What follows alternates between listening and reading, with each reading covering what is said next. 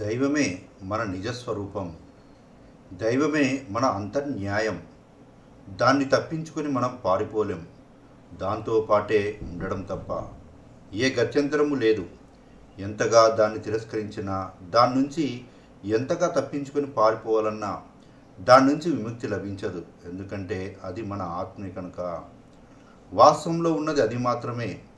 మనమే ఊహామాత్రులం.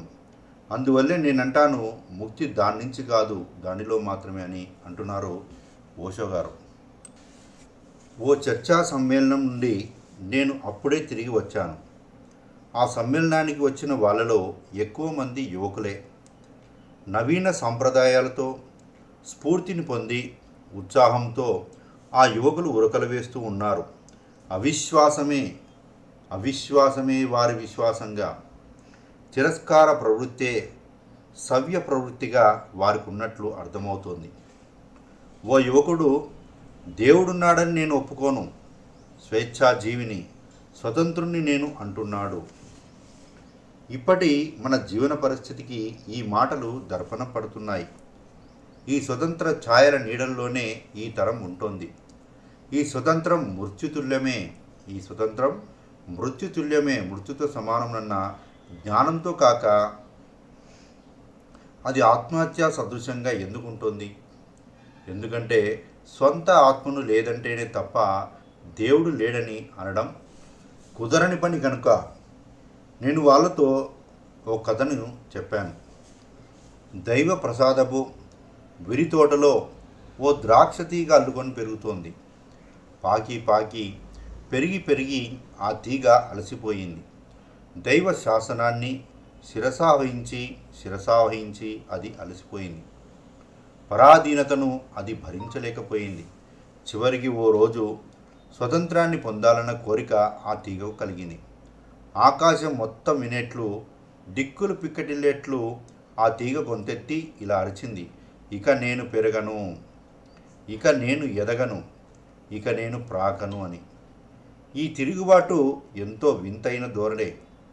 ద్రాక్ష తీగ సహజ స్వభావానికి పూర్తిగా విరుద్ధమైన ధోరణి కనుక దేవుడు ఆ తీగ వంక చూస్తూ, పెరగాల్సిన అవసరం ఏముందసలు అన్నాడు. ద్రాక్ష తీగకు ఎంతో సంతోషం కలిగింది. తన తిరుగుబాటు విజయవంతమైనదని పెరగకుండా ఉండిపోయే ప్రయత్నాలన్నిటినీ అది చేసింది. కానీ ఎదుగుదల ఆగిపోలేదు. పెరుగుదల ఎప్పుడూ ఆగిపోలేదు. ఎదగకుండా ఉండేందుకు సర్వ ప్రయత్నాలను ఆ తీగ చేస్తూనే ఉన్నా అది పెరుగుతూనే ఉంది, మరింతగా ఎదుగుతూనే ఉంది. అది అలా పెరిగిపోతూ ఉంటుందన్న విషయం దేవుడికి ముందే తెలుసు. ఇది పరిస్థితి. దైవమే మన నిజస్వరూపం. దైవమే మన అంతర్న్యాయం. దాన్ని తప్పించుకొని మనం పారిపోలేం. దాంతో పాటే ఉండటం తప్ప ఏ గత్యంతరము లేదు. ఎంతగా దాన్ని తిరస్కరించినా, దాని నుంచి ఎంతగా తప్పించుకొని పారిపోవాలన్నా దాని నుంచి విముక్తి లభించదు. ఎందుకంటే అది మన ఆత్మే కనుక. వాస్తవంలో ఉన్నది అది మాత్రమే. మనమే ఊహామాత్రులం. అందువల్లనే నేనంటాను, ముక్తి దాని నుంచి కాదు, దానిలో మాత్రమే అని. ఇదే కదా భగవద్గీతలో కృష్ణ పరమాత్మ చెప్పాడు, అహమాత్మ గుడాకేశ సర్వభూతాశయస్థితగా. ఆ దైవం అనేది సర్వజీవులు ఉన్నటువంటి ఆత్మ పదార్థము. అదే శాశ్వతము. ఈ దేహం ధరించడానికి ముందు ఆ చైతన్యం ఉంది.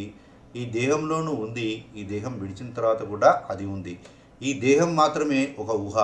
మరి ఆ చైతన్యమే సత్యము. ఇదే విషయాన్ని ఓషో ఉన్నది అది మాత్రమే, అంటే ఉన్నది ఆత్మ మాత్రమే, మనమే ఊహామాత్రమని క్రాంతి బీజాల ద్వారా మనకు అందించడం జరిగింది. Thank you.